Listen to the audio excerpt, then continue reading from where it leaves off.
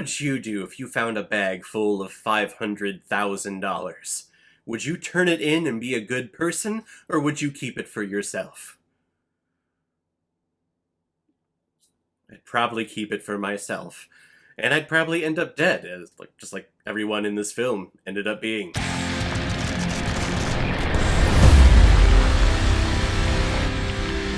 Grease, Clawing at Straws, released in 2020 and is directed by Kim Yong-hoon, who is making his feature film debut with this movie. If this is his feature film debut, way to go. And this film is starring... Gosh, I always get nervous. I love South Korean cinema, but in terms of the pronunciation of all of these actors and actresses' names, I suck. So this roll call is going to be bad. I'm just putting that out there.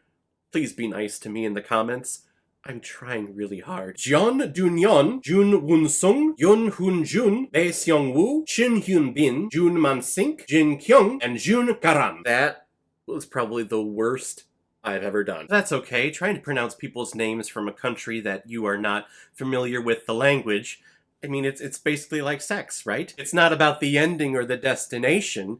It's about the effort that you put into it, right? Right? And this film was a screener that I received from the great horror review website gingernutsofhorror.com. They have been great to me in the past year, so we're kicking things off this year with my first screener from gingernutsofhorror.com. It is a great place where you can go to check out reviews on anything that is horror-related: books, films, TV shows, video games, anything horror-related. You can head over there and check them out. It's actually really cool. A Louis Vuitton bag stuck full of cash sends a group of hard-luck lowlifes on a desperate chase for fortune in this pitch-black neo-noir crime thriller. Fishmongering gangsters, a greasy cop, an innocent gym cleaner, a scheming prostitute, her wife-beater of a husband, a ruthless boss, and her clueless boyfriend all violently plot to get their hands on this elusive bag. It is a beautifully constructed puzzle that with each double cross, the pieces fall into place. I am a sucker for a good heist movie. Anytime that we have an amount of money that's up for grabs and you have a bunch of people who are vying to get it,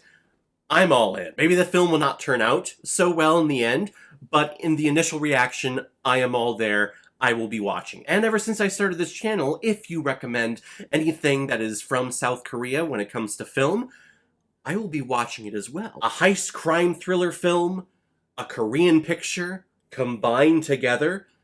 I love this thing. It's one of the best things that has happened to me since starting this channel. It's being introduced to the world of Korean pictures.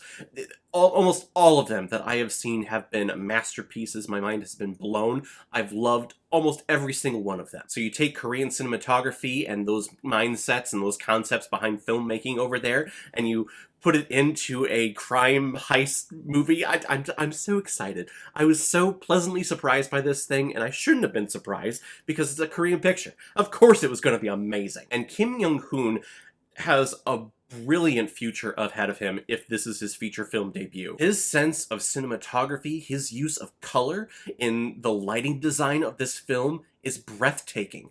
It's beautiful, it's so cool, it's so vibrant. I loved every single scene. Every scene, every environment, every character in this film really had its own color concept. One character you would see a lot in darkness, and if there was color, maybe it would be a shot of like hot pink or neon pink in the background. And then you move to another character and we see greens and yellows. And then we move to another character and we see blues and dark blues and a lot of darkness again. It's a beautiful, subtle way to tell a story and to show character by not having them do anything, really. It's just by having colors in the background. It's a sign of a good director. I want to see his next thing that he does. This was great. And the trick behind a good heist film, especially if you're going to be telling the story, or at least the resolution of it, is going to be unfolding in a non-linear style, everything has to make sense, and everything should line up. Nothing should contradict each other. And thankfully, nothing does with this film. The first 30 minutes, 45 minutes, you're asking yourself, okay, what's really happening here? You hear news reports in the background of a body being found, or this girl being found and chopped up in this pond somewhere, and they linger on it for like a second, and it makes my mind go, I think that was important information, but we're focusing on this character who is a gym maintenance man, and then I kind of forget about it. And then it comes up again, and then I'm like, they keep hindering back to it. What the hell is going on here? And then in the end, you find out this is a non-linear structure, and some things that you were watching unfold actually happened weeks or months in advance in regards to the ending, the climax of this film. If there is one moral of this story, is that if you find a briefcase or a bag full of money, you need to do the mature and right thing and turn it in to the authorities. I understand how tempting it is just seeing a bag of money right there on the floor. No one's around. No one's gonna know if you take it, right? Absolutely no one. Go ahead and take it. Why not? It's there for you. Just don't do it, because a mob boss and a very ugly sushi chef is gonna come for you and cut your guts out. And eat them raw, apparently. This film has twists and turns that'll keep you guessing all throughout the film.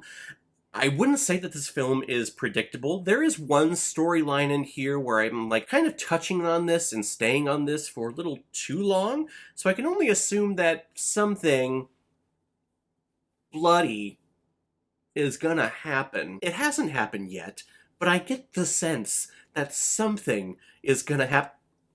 And there it is. But other than that, this film is spectacular.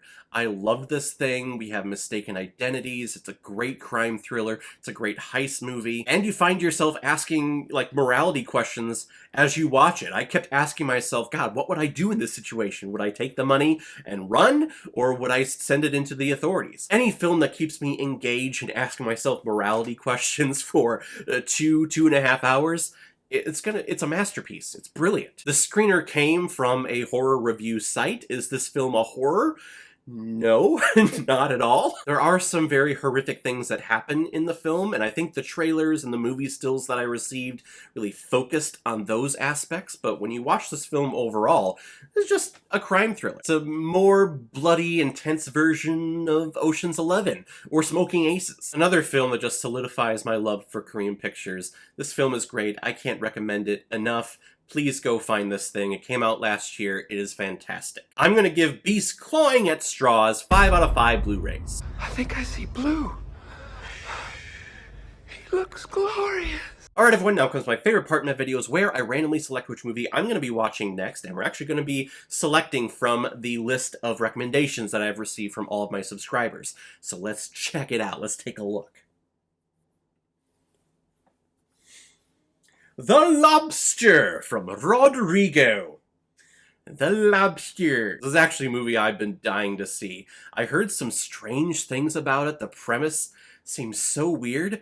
It's from A24, if I remember correctly. Yeah, I want to check it out. A24 is known for showing films that appear to be very, very indie, and to do their own thing, and to do films that are just so freaking weird. So I'm definitely excited to check this one out. If any of you have recommendations of films that you want me to review on here, you can leave a recommendation below this video, or go to my Facebook page, my Instagram, or my Twitter, leave your recommendation there, and if I have access to it, I will watch, review it, and give you a shout on the channel. And if you want me to do your recommendation as quickly as I possibly can and bypass the whole random generator that I have here, you can make a PayPal donation on the main page of my YouTube channel. Any size donation will do, just attach your movie with the donation, and if I have access to it, I will watch it and publish my review of it as quickly as I possibly can. So guys, have you seen Beast Clawing at Straws? What did you think about it? I hope you checked it out because it's awesome and hopefully you loved it. Whatever you thought, comment below, let me know what you thought about it. And as always, if you like what you see here, if you like my take on movies, then hit the subscribe button and make sure you hit that bell. See you the next time I'm releasing my next movie review. So guys, I will see you next time with my review of The Lobster. So in the meantime, be well, be good to each other, and go watch a movie. Take care, guys.